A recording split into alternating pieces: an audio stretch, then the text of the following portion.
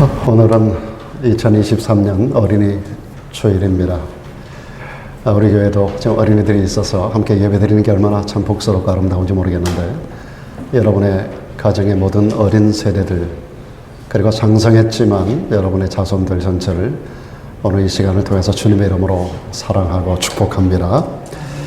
하나님께서는 우리 인생들에게 많은 선물들을 주십니다. 우리가 세상에 빈손으로 오지만은 살아가는 동안에 우리에게 청지기로서 많은 것들을 우리들에게 선물로 주시는데, 이런 모든 선물 가운데 가장 귀한 선물이 무엇일까? 그것은 바로 우리의 자녀들일 것입니다. 솔로몬은 시편 127편에서 이런 말합니다. 자식은 여호와의 주신 기업이라고 그랬고 태에 열매는 그의 상급이라고 말씀하고 있습니다. 그런데 여러분, 안타깝게도 우리 귓가에 이런 이야기와 더불어 떠도는 말이 있습니다. 무자식 상팔자라고 하는 그런 말이 있잖아요. 이게 무슨 말입니까? 그 자식 때문에 인생이 괴로워지고 자식 때문에 인생에 고난이 오는 그런 사람들이 우리 주변에는 굉장히 많이 있다라고 하는 이야기입니다. 성경에도 보면 우리가 최근에도 사무엘서를 통해서 계속 보고 있습니다만은 엘리 제사장 집안에 2명의 아들이 있었고, 그들이 남달리 구별된 자리에서 제사장이라고 하는 귀한 직무를 감당하는 그런 자녀들이었었는데, 이 홈리와 비나사라고 하는 이 2 아들이 어려서부터 망나니로 큰 거예요.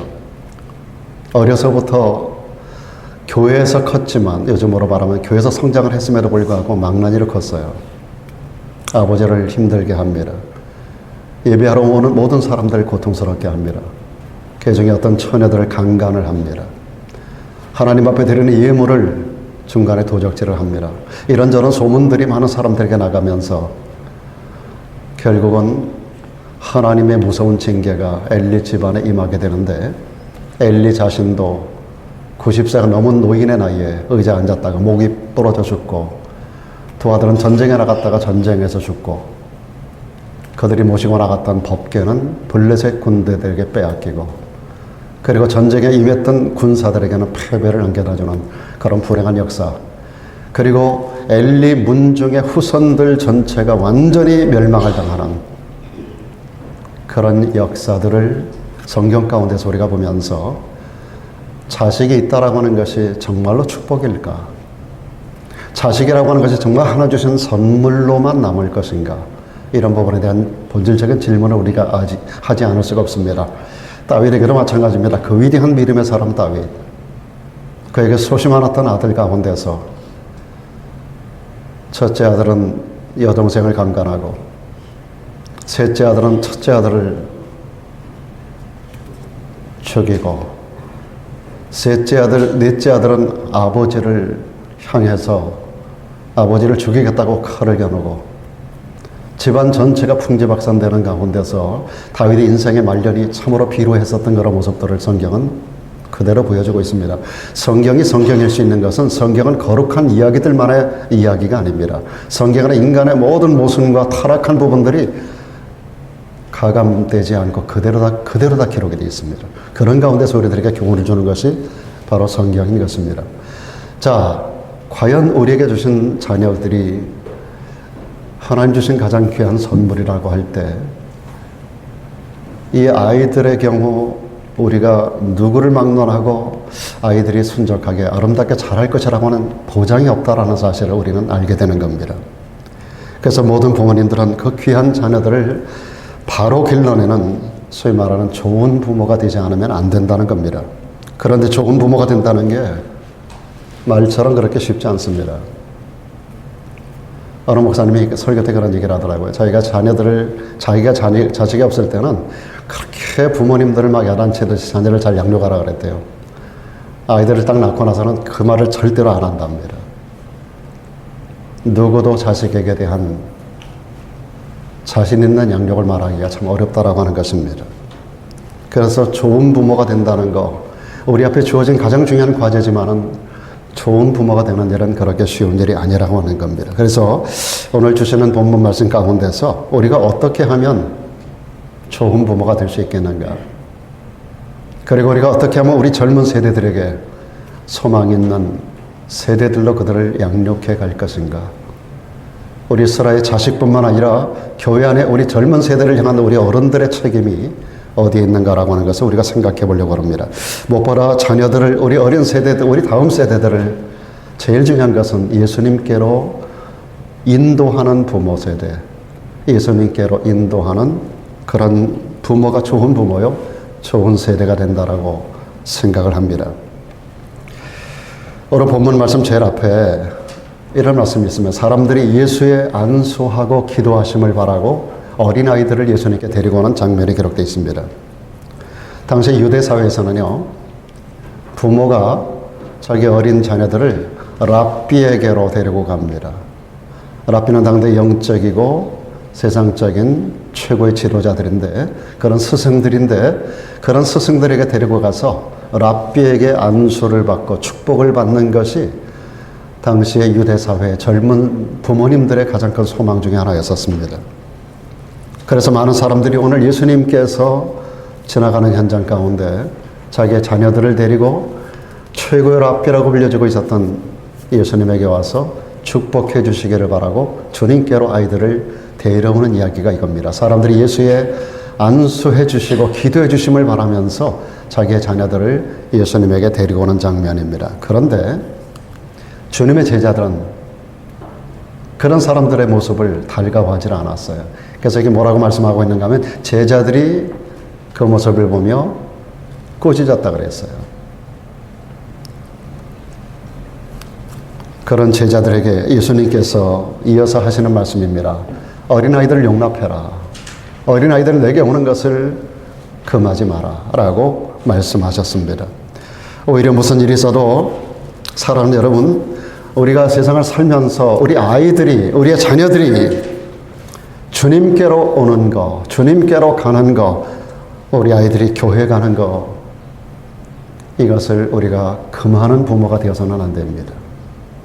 학교 여러 가지 많은 행사가 있어도, 학교 시험이 있어도, 요즘 부모 세대 가운데 젊은 부모들 보면은 아이들이 시험이 있다든지, 아이들이 무슨 특별한 행사가 있다든지 그러면 일단 교회 가는 건 무조건 중단시킵니다. 그런 일들이 우선인 거예요. 그렇게 양육하는 부모 세대들이 아마 대부분일 겁니다. 제가 대도시에 있어 봐도 그러한 부모들이 대부분이에요. 그러니까 어느 주간에는 아이들이 교회를 잘 안 나오는 주간이 있어요, 몇 명. 물어보면은 다음 월요일부터, 내일부터 시험이 있다는 거예요. 그래서 부모들 선에서 교회 가는 것을 중단시켜요. 그리고 교회 특별한 어떤 활동이 있었을 때 안 데리고 오는 부모들이 있어요. 물어보면 어디 특별한 행사가 있어서 갔다는 거예요. 그런 부모들을 제가 가끔 봅니다. 사랑하는 여러분, 어떤 경우라도 주님은 말씀합니다. 어린아이들이 내게 오는 것을 용납하고 어린아이들이 내게 오는 것을 금하지 말라고 말씀합니다. 사랑하는 여러분, 우리는 무슨 일이 있어도 아이들이 어려서부터 반드시 교회 가야 되는, 너는 무슨 일이 있어도 교회는 가야 되라고 하는 것을 아이들에게 심어주는 것이 굉장히 중요한 여러분의 의무라는 걸 아셔야 됩니다. 교회는 가도 그만이고 안 가도 그만이라고 하는 그런 생각을 가지고 있는 부모 밑에 자식들에게는 절대로 소망이 없습니다. 아이들이 어려서부터 여러분 교회의 영적 분위기 안에 담궈서 키우는 게 굉장히 중요합니다. 육신적으로는 아이들이 와서 아무것도 못 모르고 그냥 뛰어다니고 막 소리 지르고 그러고 가는 것 같지만 그들 속의 영혼이 그날의 영적 분위기 아래서 하나님과 만나고 있다는 걸 여러분이 아셔야 돼요. 가끔가다 제가 농담 삼아 그런 얘기를 해요. 설교를 해보면 어른들은 굉장히 똑바로 쳐다보고 똑바로 앉아서 귀담아 듣는 것 같은데 전부 딴 생각하고 있고, 아이들은 떠들고 돌아다니는 것 같은데 다 듣고 있다고 하는 거예요. 끝나고 나서 물어보면 아이들은 제법 선생님에게 들은 얘기를 제법 다 이야기합니다. 우리 아이들도 가끔 물어봐요. 오늘 뭘 했는지, 무슨 설교가 있었는지. 그렇게 떠들고 돌아다니고 안 듣는 것 같은데도 아이들은 다 들어요. 참 이상해요. 이상하게 어른들은 잘 듣는 것 같은데 교회 문 열고 나가면 무슨 설교했는지 하나도 모르고 그냥 갑니다. 와서 예배는 드리고 가는데 목사님 오늘 무슨 설교를 하셨는지, 오늘 성경은 어디에서 했는지, 오늘 무슨 날인지, 그냥 교회 주일이니까 가고 예배는 드리고 가는데 아무 의미도 없는 그런 모습으로, 텅 빈 모습으로 가는 그런 부모님들이 굉장히 많다라고 하는 겁니다. 바로 내가 아니라 할까? 우리 자신에게 한번 돌아보면 좋겠습니다. 여러분 자녀들이 교회 나가고 교회 중심으로 살아갈 수 있도록 적극적으로 도와주는 우리 모든 부모님들이 되기를 주의 이름으로 축복합니다. 제가 동부 워싱턴에 있을 때 미국인 교회를 여러 번 가봤습니다. 백인들 교회, 특별히 우리 침례교회, 서든 베프티스트 컨벤션에 소속되어 있는 남침례교 교회, 이제 미국인 교회를 여러 번 가보는데, 가보면 참 소망스러운 게, 미국 침례교회 건물은 전부 다 이렇게 건물이 메인 생츄리만 있는 게 아니라 교육관이 다 있고, 교육관에 이렇게 항상 윙으로 부속 건물들, 교실들을 굉장히 많이 지어요. 이동원 목사님 계셨던 워싱턴 지구촌 교회도 이 예배당 공간, 이 공간이 하나예요. 하나 기준에서 99칸을 만들었어요. 99칸. 왜냐하면 교육을 중시하기 때문에. 그래서 모든 나이 계층의 사람들을 방마다 방을 하나씩 다 주는 거예요. 방을 전부 다 애들부터 시작해가지고. 그 다음에 그 교육 시스템을 굉장히 잘 해놨어요. 그런데 이 미국 교회 가보면은 아침에 이제 일찍 와서 영화부부터 전부, 그러니까 11시에 되면은 9시 반부터 혹은 9시부터 일찍 교회에 와가지고 영화부, 유치부, 그 다음에 애들 나이 순으로 다 들여보내고 10시 반이면 다 끝나요. 그리고 전부 다 메인 생츄리 본당으로 다 모여요. 그래가지고 부모님이 양쪽에 앉고 아이들을 가운데 다 앉히고, 그리고 교회 오는 아이들, 어린 아이들 전부 다 정장을 다 시키고 옵니다. 쓰레빠 찍찍 끌고 오고, 뭐 어른들도 그런 분들 있잖아요. 쓰레빠 찍찍 끌고 오는 부모 하나도, 미국 교회 가보십시오. 전부 다 정장이에요. 아이들부터 어른들까지 입을 수 있는 가장 좋은 옷, 가장 좋은 그런 모습을 하고 교회를 옵니다. 그렇게 와서 아이들을 가운데 앉히고 부모님들이 양쪽에 앉아가지고, 통제 안 되는 아이들도 있잖아요. 그래가지고 전부 다 가운데 앉히고 부모님들과 더불어 함께 대예배를 함께 예배드리는 교회. 그런 교회를 제가 여러 교회를 가봤습니다. 참 복되고 소망스럽고 미래가 있는 그런 아이들을 키워내는 부모들을 제가 보았었습니다. 우리 자녀들에게 어려서부터 주님을 알 수 있도록 교회로 이끄는, 교회를 이끈다는 게 보다도 주님께로 이끄는 그런 부모님들 모두가 되어질 수 있기를 바랍니다. 우리가 우리 자녀들을 예수님께로 인도해야 되는 이유가 뭘까요? 사람은 누구나, 우리 자녀들까지도 포함해서 누구나 죄인이기 때문에 그렇습니다. 성경은 이렇게 선언하잖아요. 모든 사람이 죄를 범한 죄인이라는 겁니다. 이 모든 사람 안에 우리의 아이들이 예외이지 않습니다. 젖먹이가 예외되지 않습니다. 뱃속에 있는 태아가 예외되지 않습니다. 모든 사람입니다. 태아로부터 세상 살아가는 모든 사람까지 우리의 자녀 세대가 전체가 다 죄인이라는 겁니다. 죄인에게는 예수가 필요합니다. 예수는 구원자이기 때문입니다. 예수님께로 오면 모든 죄인은 구원을 받는 줄로 믿습니다. 아들을 낳으리니 이름을 예수라라. 이는 그가 자기 백성을 저희 죄에서 구원할 자라고, 예수님의 이름 자체가 가지고 있는 그런 분명한 의미를 마태복음 1장 21절에서 가브리엘 천사를 통하여 지시를 받잖아요. 아들을 낳을 것인데 이름을 예수라 하라. 그 예수라는 그 이름의 뜻이 그의 백성들을 그들의 죄로부터 구원할 자라고 하는 의미를 가지고 있다고요. 세상 모든 사람들이 예수가 필요합니다. 그들은 모두 예수가 필요해. 세상 모든 사람들이 예수가 필요해. 왜요? 죄인들에게는 죄를 없이 해줄 수 있는 구원자가 필요하다는 거예요. 우리 아이들도 예외가 아니라는 겁니다. 그래서 여러분, 우리는 마땅히 우리 자녀들을 구원을 베푸시는 예수님께로 인도해야 될 책임이 있는 줄로 믿습니다.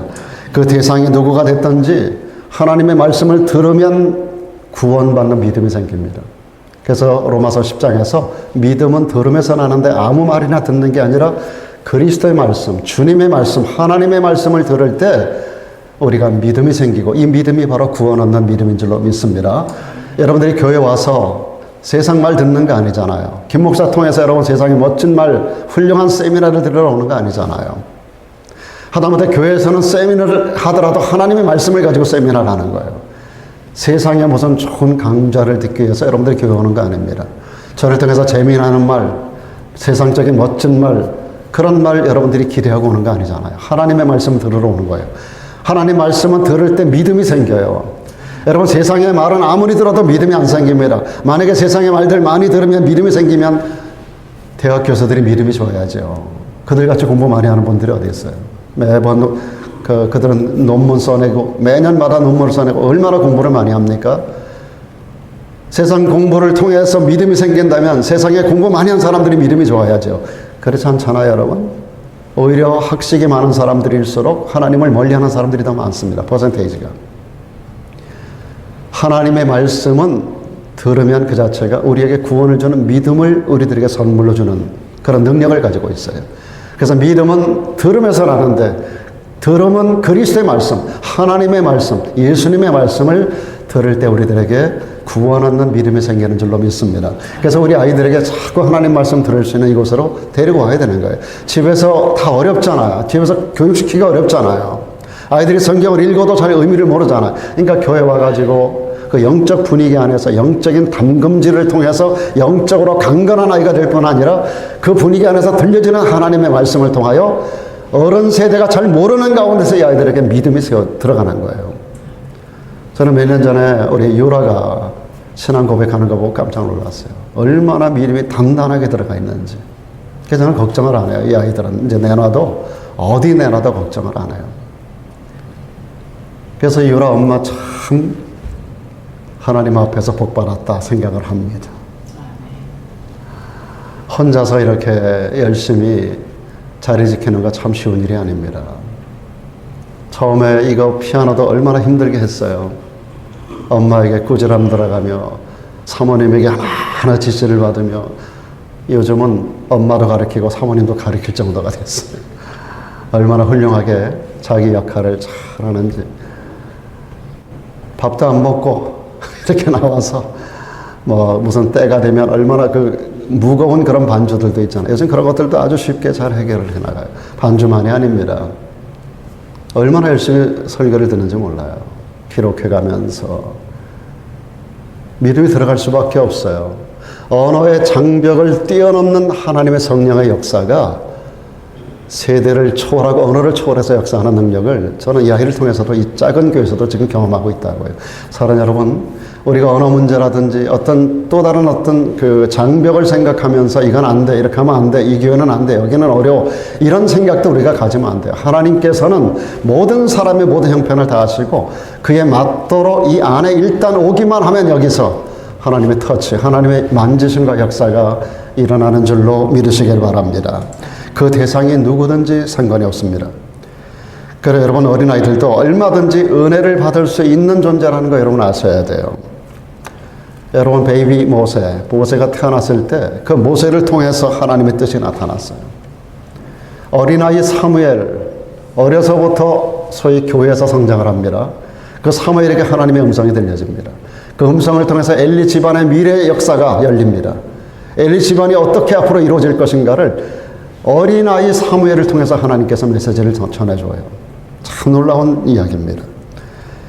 에스라 시대가 되면 온 백성이 하나님 앞에 민족의 죄를 가지고 나와 하나님 앞에 통회하고 자복하며 통곡하면서 회개하는 장면이 나오는데 그들의 모임 가운데 보면 에스라가 주재하는 가운데 모든 에스라 백성들이 다 모이는데 거기에 이런 말씀이 기록되어 있어요. 참 놀라운 얘기예요.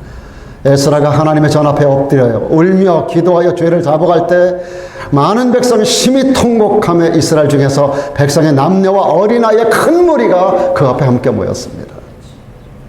성경에 보면 특별히 구약 성경에는 주로 남자 장정들만 숫자가 카운트되고 기록이 되어 있어요.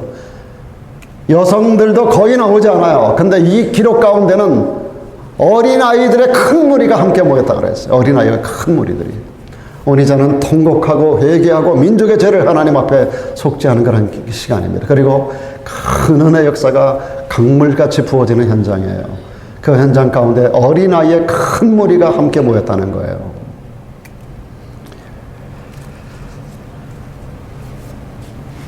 아이들도 얼마든지 회개할 수 있습니다. 그리고 하나님의 은혜를 받을 수 있습니다. 그건 우리의 영역이 아니라 하나님의 영역입니다. 그러므로 부모님들은 자녀들을 주님께 인도하고 은혜 받는 자리에 이끌어내는 일을 힘쓰는 부모가 되어야 되는 겁니다. 그리고 한 가지 더해서 우리 자녀들을 교회로 인도하는 것으로만 만족해서는 안 됩니다. 그 대표적인 예가 북한의 김일성의 경우입니다. 여러분 김일성의 아버지 이름 아시나요? 김일성의 어머니 이름을 아시나요? 김일성의 어머니 아버지가 하나님을 믿었던 거 여러분 아시나요? 김일성의 외가 쪽으로도 굉장히 믿음이 좋은 부모 가정이었었던 거 아나요? 여러분 김일성이 어려서 교회를 열심히 다녔던 거 아세요? 교회에서 학생회 회장까지 했던 거 아세요? 김일성의 아버지가 김형직인데 북한에서 기독교인들만 입학할 수 있는 평양 숭실학교를 들어갔습니다. 그리고 학교에서 종교부장을 했던 사람이 김일성의 아버지예요. 김일성의 아버지가 이름이 강반석인 거 여러분 아시죠? 이름이 반석이에요.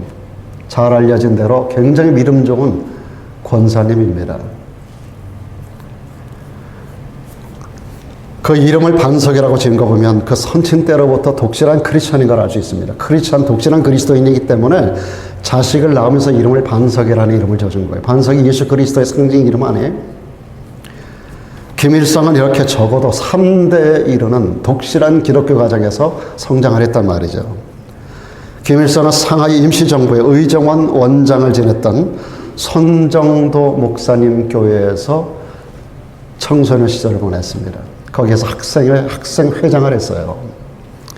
굉장히 열심히 있었던 기독교 청년이었다고 합니다. 그러던 그가 타락합니다. 그리고 민족의 원수가 됩니다.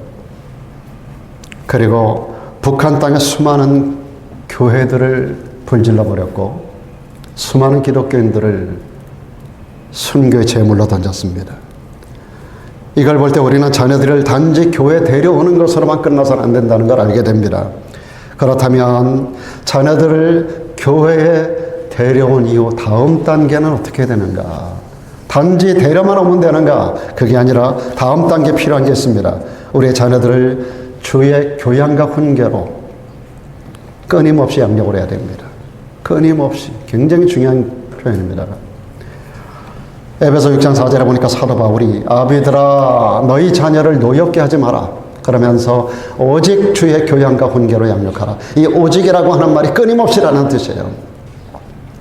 때를 얻든지 못 얻든지 그 뜻이에요. 끊임없이 주의 교양과 훈계로 자녀들을 양육하라고 말합니다. 아무리 족보가 좋고 혈통이 좋은 강아지가 있어도 훈련받지 못한 개는 똥개나 다름이 없습니다. 족보가 아무리 좋아도 훈련되어야 이 강아지가 준수한 준견이 되는 거지, 훈련하지 않으면 일반 똥개하고 다를 바가 하나도 없이 크는 거예요. 사람도 마찬가지입니다. 주의 교양, 즉 하나님의 말씀으로 양육되지 않으면 가치 있는 존재로 살아가기가 굉장히 어렵다는 겁니다. 사람은 어릴 때부터 인성교육을 잘 받아야지만은 인간은 영적인 존재이기 때문에 영적인 인성교육과 더불어 영적인 교육을 더불어 함께 균형 있게 받지 않으면 온전한 사람이 될 수가 없습니다. 우리 인간은 특별히 영적인 존재입니다. 그래서 영과 육, 영적인 부분과 인적인 부분, 영육 간에 이것이 고르게 균형 있게 성장이 돼야 된다는 거예요. 제가 워싱턴에 있을 때 거기에 아주 유명한 그 한의사 여성분인데 이분이 서울대 약대를 졸업하고 나서 이제 서양 약을 전공했으니까 동양약, 그 한약에 대해서 무시했던 분인데 한약의 그 효험을 알고 나서 서양약이라는 건 치료제가 아니구나. 그러니까 동양의 이 한약은 치료가 되는데 서양약은 증상만 낮춰주는 거지 치료가 안 되는구나. 이걸 알고 서양약보다는 동양약이 훨씬 낫다 그래가지고 서울대학교 약대를 졸업한 분인데 그거 다 집어치우고 한양대 약대를 다시 들어갔어요. 그래가지고 이제 그 의사가 돼서 지금 여기 워싱턴에서 지금 아마 거의 돌아가실 연세가 되지 않았나 싶은데요. 제가 그 워싱턴에 갔을 때 그분이 맥박 하나를 딱 저를 짚더니 몸의 전체 피의 흐름을 다 체크해내는 거예요. 맥박을 잡더니 한 30초 잡았나요? 그러니 어깨 부분에 피가 서큘레이션이 안 되고 뭐가 어디 부분이 딱딱딱 짚어내더라고요. 그러고 나서 약을 딱 한 제가 20첩 아닙니까? 그걸 딱 줘주고 이걸 20첩 한 제를 먹어야 한 번 먹는 거래요. 먹다 말다 해도 안 되고 그거 중간에 먹어도 안 되고 그렇게 딱 지어주는데 그거 먹고 문제가 싹 해결되더라고요. 그때 그 순간에 그 문제가. 어쨌든 그런 그 용한 그런 한의사 분이 계신데 그분이 어느 날 그런 얘기 중에 그런 얘기가 있어요. 비타민도 A, B, C, D 뭐 쭉 있잖아요. 그러니까 하나 이렇게 옛날에 술통 있지 않습니까? 나무로 이렇게 만들어진 동그란 술통. 서양에 가면은 그 포도주 담가는 그 통에 이제 이 나무들이 쭉 있는데 여기 이제 술을 담는다고 생각하라는 거예요. 그런데 이 나무들이 전체가 다 이렇게 똑바로 돼 있어야 이 술이 다 잠기는데 이 중에 하나가 중간에 모자라. 중간에 잘라졌어. 그럼 나머지가 아무리 훌륭하게 다 채워져도 그리 물이 다 샌다는 거예요. 포도주가 다 샌다는 거예요. 그래서 그 어떤 예를 들어서 비타민을 먹어도 모든 비타민 전체를 고르게 똑같이 먹어줘야지. 그래서 그분은 종합 비타민을 꼭 먹으라 그래요. 그러니까 어떤 거 하나가 부족하면 나머지가 아무리 채워져도 그리 다 새나간다는 거예요. 전체가. 이제 그런 이야기를 하는 것을 제가 봅니다만 우리 인간은 육적인 존재, 세상적인 짐승하고는 달라요. 우리 인간에게는 하나님이 특별히 영혼을 넣어줬어요. 창세기 2장에 보면 7절과 19절에 하나님께서 우리 인간을 만드실 때 그 코에 생기를 넣어줬다 그랬고 하나님이 흙으로 사람을 만드사 그 코에 생기를 넣으시니 이것이 생명이 되었다 그랬고 19절에 가보면 모든 짐승 동물 다 만들어놨는데 이 모든 것도 다 흙으로 만드셨어요. 근데 동물들 창조 때는 인간 창조와 다르게 생기를 넣어줬다는 기록이 없습니다. 우리 인간과 동물이 똑같이 하나님 흙으로 만들어놨고 죽으면 다 육체는 흙으로 가는 거 똑같아요. 그 육체를 분석해보면 전부 다 흙의 성분하고 똑같다 그럽니다. 다 똑같은데 그래서 돼지 심장도 모두 이식하고 막 그런다 그러잖아요. 그런데 중요한 거는 우리 인간에게는 영혼이 있다는 거예요. 하나님께서 루아크 생기를 불어넣어줬어요. 이것이 생명, 산영이 되었다 그랬어요.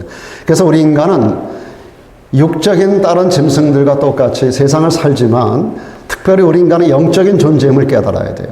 그래서 영적인 부분, 그래서 육적인 부분 인성이라고 하고 영적인 부분 영성이라고 할 때 이 두 가지가 함께 성장해야 온전한 인간이 되는 거예요. 영적인 것 무시하고 인성만 아무리 잘 가르치고 세상적인 지식 아무리 많이 넣어줘도 이게 온전한 인간이 될 수 없다는 거예요. 비타민이 모든 종류가 골고루 다 갖춰져야 전체가 온전해지는 것처럼 하나가 빠지면 다 새나간다는 거죠. 그러니까 영성 교육이 바로 되지 못하고서는 온전한 인간이 될 수가 없다라고 하는 것을 이야기하는데 굉장히 중요한 성경적인 원리인 것입니다.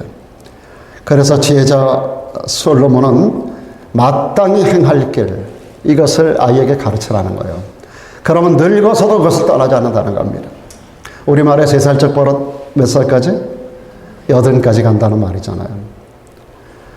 어린아이 때 영성교육을 바로 넣어주면 이것이 늙어도 그것을 떠나지 않는다라고 하는 것을 부모님들에게 강조하고 있습니다. 사랑하는 여러분, 세상의 좋은 여건, 환경이 행복을 보장해 주지 않습니다. 많은 재산을 부모로부터 물려받는다 그래서 행복이 전수되는 게 절대로 아닙니다. 가정의 행복을 확고하게 보장하는 것은 온 가족이 하나님을 믿는 신앙밖에 없는 줄로 믿습니다. 그러므로 자녀들에게 많은 재산을 물려주지 못해도 괜찮아요. 영적 유산을 물려주는, 상속해주는 그런 부모 세대가 되기를 바랍니다. 그러기 위해서 먼저 부모님들이 말씀 생활 가운데 바로 서야 돼요. 먼저 부모님들이 하나님 말씀 가운데 자기 가치관을 세우고 바른 삶을 살아가야 되는 겁니다. 바른 신앙을 가지고 기도하는 부모 밑에 삐뚤어지는 자식이 나올 수가 절대로 없는 겁니다. 사랑하는 여러분, 교회는 우리를 축복하는 장소예요. 특별히 우리 자녀 세대를 축복하는 장소예요. 그래서 그 많은 사람들이, 유대인들이 예수님께로 아이들을 데려가서 축복해 주기를 사모하고 데려오는 것처럼 여러분들 교회에 와서 아이들이 하나님의 축복을 받기를 사모하는 마음으로 어려서부터 우리 자녀 세대들, 지금 부모를 떠난 장성한 아이들이라 하더라도 자꾸 연락을 하셔야 돼요. 귀찮도록 연락을 하셔야 돼요. 그래서 아이들로 하여금 자꾸 통제 불가능하지 않도록 통제 가능한 그 범주 안에서 우리 아이들을 묶어놓지 않으면 안 된다라고 하는 사실. 자꾸 얘네들 머리에 딱지가 않도록, 귀에 딱지가 않도록 자꾸 전화를 해서라도 장성한 자식이라도 자녀들을 자꾸 확인하지 않으면 안 된다라고 하는 것을 말씀드립니다. 그래 여러분, 하나님의 말씀이 성경보다 더 좋은 인생의 교과서가 없는 겁니다. 저는 요즘 이제 성경 우리 교회 여기 와서 다 같이 우리가 삼독제 하는데 아마 다음 주 정도면은 성경 3독이 끝나고 이제 4독제가 들어가게 될 것입니다. 저도 개인적으로 굉장히 열심히 성경을 보고 있어요. 보면서 이전에 제가 많이 성경을 연구하고 보았던 거하고 또 다른 각도에서 굉장히 성경이 세계가 많이 열리고 영적 세계가 많이 열리는 것을 저 스스로 많이 체험을 하고 있습니다. 성경보다 좋은 인생의 교과서가 없습니다. 하나님 인간을 만드셨잖아요. 그러니까 인간의 사용 설명서가 성경이란 말이죠. 그러니까 아이들에게 어려서부터 자꾸 성경 읽는 거를 자꾸 가르쳐 줘야 돼요. 오늘 아침에도 예언이 저 큰 녀석이 일어나가지고 저 밑에서 뭐를 막 읽는 소리가 나더라고요. 제가 일어나 보니까 책을 펴놓고 막 읽는 거예요. 영어 책을 막 읽더라고요. 그래서 그거 보고 나서 성경책 꼭 봐야 돼. 그러나 제가 체크는 안 해봤습니다만 네 라고 이야기하는 거 보고 그 대답만으로도 감사가 됐어요. 여러분 미국의 16대 대통령 에이브라임 링컨 여러분 잘 아시죠? 공부 많이 못했던 사람인 거 여러분 아시죠? 그런데 공부를 나중에 많이 했어요.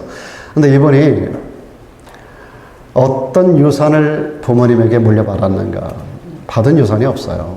학교 갈 돈이 없어가지고 그 어머님이 그 마당을 쓸어놓고 나무를 태우고 그 숯을 가지고 글자를 가르쳐 줬어요. ABC들을. 땅바닥에다 숯을 가지고. 그렇게 해서 성장했던 링컨, 그 태어났던 오막사리를 제가 가봤습니다만은, 거기 갔더니 이제 그 박물관이 만들어져 있어요. 그 박물관에 뭐가 있는가 하면 그 어머니가 물려준 성경책이 있더라고요. 이게 그 성경 원본, 그 성경책입니다. 거기 가서 찍어온 거예요. 그런데 그 어머니가 일찍 죽었어요.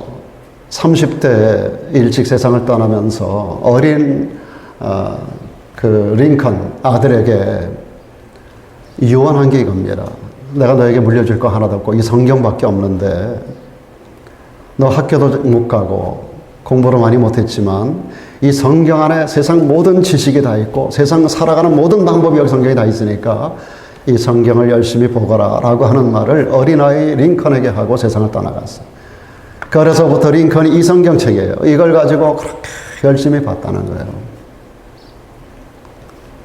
그러면서 그가 세상을 보고 인간을 배우고 정치를 여기서 배우고 그래서 결국 그가 이 세상에서 가장 위대한 인류 역사 가운데 가장 위대한 지도자 중에 한 사람으로 그 얼굴이, 그 이름이 우리들에게도 기록되고 있잖아요.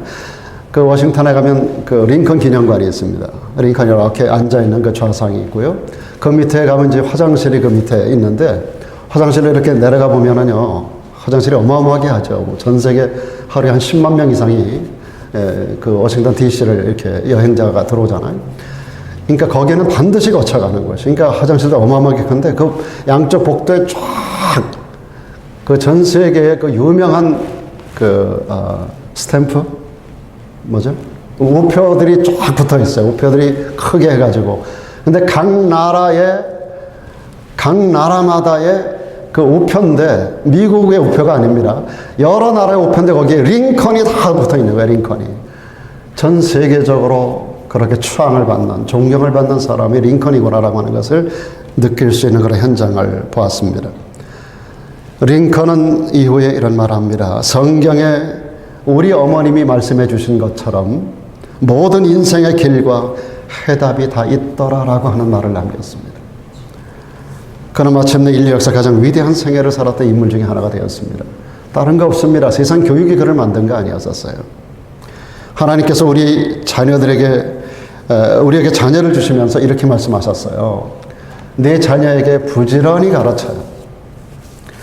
집에 앉았을 때든지 길에 행할 때든지 누웠을 때든지 일어날 때든지 이 말씀을 강론하라.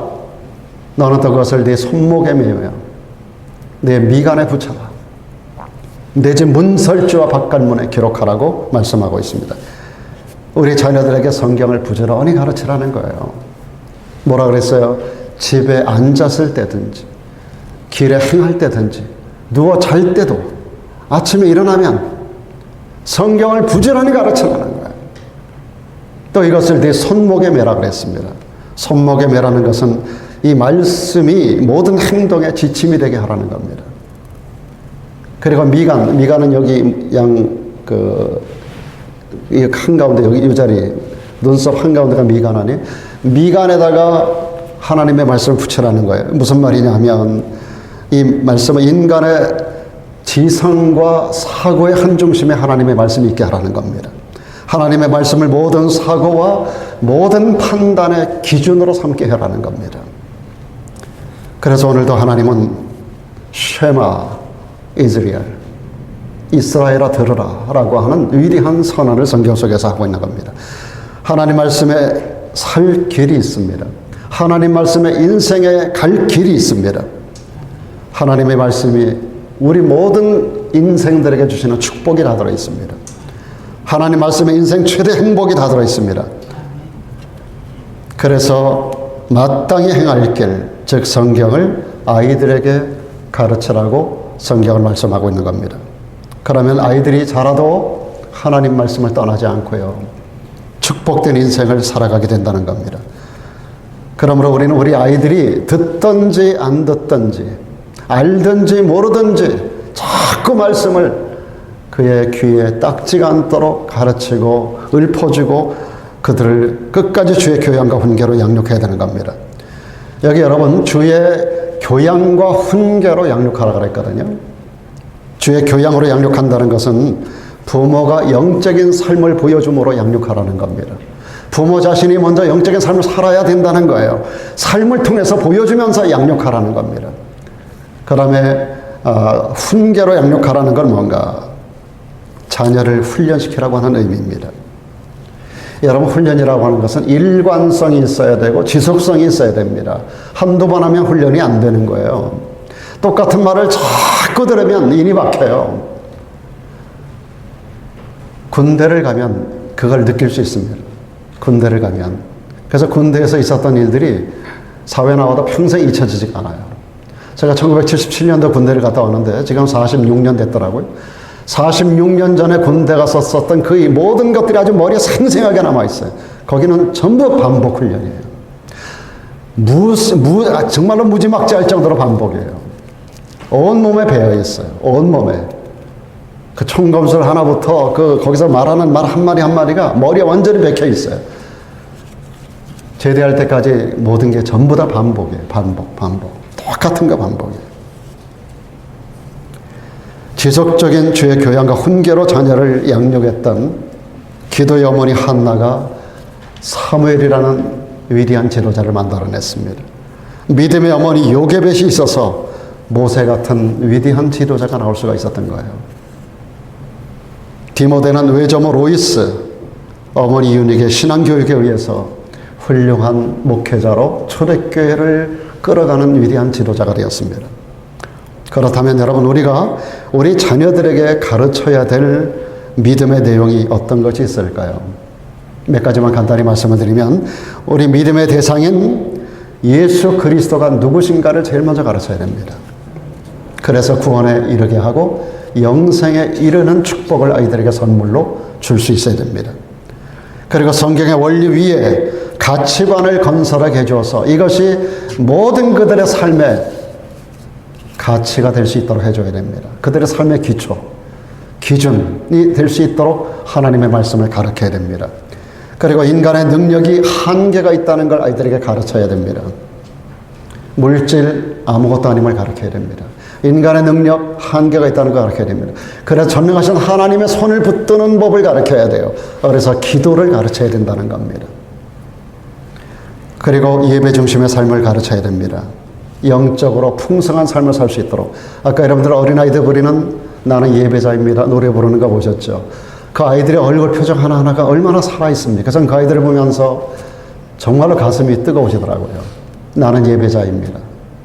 어디서나 예배합니다라고 하는 이 아이들이 노래만이 아니라 그 가슴 속에서 그 가사가 살아있고 그들이 가사를 보지 않고 부를 정도면 완전히 암기한 것이고 자기 것이 되었다면 분명히 그 가사는 그들의 평생을 이끌어갈 겁니다. 어디를 가든지 그는 하나님을 예배하는 예배자로 살아갈 줄로 저는 알아요. 이것이 우리 믿음의 조상이었던 아브라함의 성공의 비결이었고 오늘 이 시대를 살아가는 우리의 자손들의 복된 삶의 비결인 걸 여러분이 아신다면 아이들에게 예배 중심의 삶을 가르쳐야 됩니다. 오늘도 여러분 자녀들에게 멀리 떨어진 자녀들에게 전화해서 확인해 보세요. 오늘 예배를 드렸는지 아니면 그 시간에 무슨 일을 했는지 그 일이 과연 예배보다 더 중요했었던 일인지 여러분들이 확인하셔야 돼요.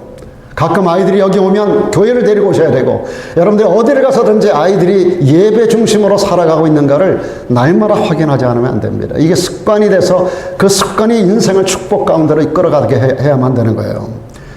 그리고 바른 신앙생활을 유지하기 위해서 늘 말씀을 읽게 하고 상고하는 그런 훈련을 하도록 아이들에게 자꾸 권고하셔야 됩니다. 저는 가끔 가다가 예언이가 읽었던 성경을 가지고 툭툭툭툭 얘기하는 거 보면 깜짝깜짝 놀라요. 저 아이가 뭐를 알까 싶은데 이제 한글을 뗀 지가 얼마 안 됐어요. 지금도 모르는 철자가 가끔 있어요. 이 아이가 성경을 읽는데요, 가끔 가다가 성경 말씀을 툭툭 던져요. 할아버지 성경 이랬잖아요. 뭐 이랬잖아요. 하나님 말씀 이랬잖아. 깜짝깜짝 제가 놀래요. 얼마 되지 않았어요. 제 성경 읽은 게. 깜짝깜짝 놀래게 얘기한다니까요. 여러분들이 아이들에게 그런 훈련, 그러니까 바른 신앙생활을 계속 유지할 수 있도록 성경 읽는 거, 그것을 묵상하는 거, 할 수 있으면 quiet time, 큐티 할 수 있도록 그렇게 자꾸 권면해 주는 거. 지금 여러분들이 새벽 기도하는 그런 것들이 전부 다 큐티하는 그런 훈련 중에 하나인데, 이런 모든 것들이 자꾸 훈련이 될 수 있도록. 그러니까 설교를 듣고만 끝나면 그건 큐티가 아닙니다. 그걸 나의 삶 속에 적용하고 그 말씀을 붙들고 하나님 오늘 하루를 살겠습니다라고 기도하고 결단하고 그 자리를 일어나면 그것이 큐티가 되는 거예요. 근데 설교만 듣고 감사합니다라고 끝내면 아무것도 아닌 거예요. 여러분들이 그것을 들으면서 나의 삶 속에 적용시키는 그 삶의 현장에서 이렇게 살겠습니다라고 하는 작정이 한 줄이라도 거기에 함께 기록이 돼야 돼요. 그리고 그것을 놓고 기도해야 돼요. 그리고 일어나면 시간이 짧은 시간이라도 괜찮아요. 그게 여러분들의 하루의 삶을 이끌어갈 것입니다. 오늘 도처에서 가정이 깨지는 소리, 가정이 무너지는 소리, 교회가 문 닫는 소리가 도처에서 지금 들려오고 있습니다. 가정이 제 기능을 다하지 못하면 교회가 영향력을 상실해버려요. 교회가 영향력을 상실해버리면 사회는 타락할 수밖에 없습니다. 우리 부모님들은 영적으로나 도덕적으로나 정말 어려운 시대를 살면서 우리 자녀들을 양육하는 시대입니다. 정말로 여러분 눈물로 아이들을 다스리지 않으면 이 아이들을 세상 가운데 빼앗기고 말아요. 지금 그 소중한 선물들이 악의 도구로 전락될 수밖에 없는 세상 교육이 좀 그렇게 돼 있어요. 세상의 화려한 문화는 우리 아이들을 죄악된 길로 전부 이끌어가고 있습니다. 영적으로 도덕적으로 아이들이 너무나 탈선하기 쉬운 환경이 우리 아이들 주변에 널려 있어요. 그래서 많은 미국의 크리스천 가정에서 아이들을 양육하고 학교를 보내지 않는 집들이 굉장히 많아지고 있습니다. 이 세상 교육은 이미 우리 자녀들을 참된 인간으로 만들기를 포기해버리고 말았습니다. 그리고 제도적으로도 성경에 입각한 기독교 교육을 중지시킨 지가 오래돼요. 미국의 젊은 세대들이 가장 존경한다고 하는 미국의 대통령이 누구죠? 케네디 대통령이에요. 그러나 케네디가 미국을 완전히 암흑 가운데로, 절망 가운데로 밀어넣은 거 여러분 아시나요? 케네디가 공적인 학교에서 성경 공부를 못하게 막았고요. 기도 운동을 막았어요. 예배를 못하게 막았어요. 그는 캐톨릭 신자입니다. 학교에서 성경을 읽지 못하도록 모든 기독교 동아리를 전부 다 없애도록 명령한 사람이 케네디예요. 이때부터 미국의 영적인 추락이 이루어지고 미국이라는 나라가 모든 면에서 디클라인되고 세계적인 모든 악의 역사를 발생해낸 그런 나라로 이 미국 땅이 변화가 된 거예요. 어디에서든지 인성교육만 갖고는 사람이 제대로 되지 않는다는 것을 미국의 이 짧은 역사가 우리들에게 그대로 보여주고 있는 겁니다. 이런 세대에 우리 부모들이 깨어 있어서 자녀들을 예수님의 품 안에서 믿음 가운데 자랄 수 있도록 도와주고 격려해 주는 것이 얼마나 중요한 것인가. 예수님을 인격적으로 만나게 해주고 그래서 주님 품 안에서 하나님의 축복을 받고 살아갈 수 있는 그런 모든 여건을 만들어주는 것이 바로 부모들이 해야 될 책임인 줄로 믿습니다. 이것을 위해서 우리 자녀들을 예수님에게로 이끌어와야 합니다. 그리고 주의 교양과 훈계로 끊임없이 반복적으로 훈련하고 양육해야 됩니다. 오늘 어린이 주일을 맞아서 우리의 자녀들의 소중함을 일깨우고 먼저는 하나님께 감사할 뿐만 아니라 내게 주신 그 소중한 선물들이 어떻게 자라고 있는가를 한번 점검해 보시고 지금 푸스라를 떠나가 있는 그 아이들이 어떤 모습으로 살아가고 있는지 믿지 마세요, 여러분. 그들이 정말 얼마나 악한 세상 가운데 살아가고 노출되어 있는지 생각하시면서 자식들을 위해서, 자녀들을 위해서, 우리 후손들을 위해서, 또 교회 다음 세대를 위해서, 젊은 세대를 위해서 우리가 축복하는 그런 시간이 되어지기를 주의 이름으로 축복합니다. 기도하겠습니다.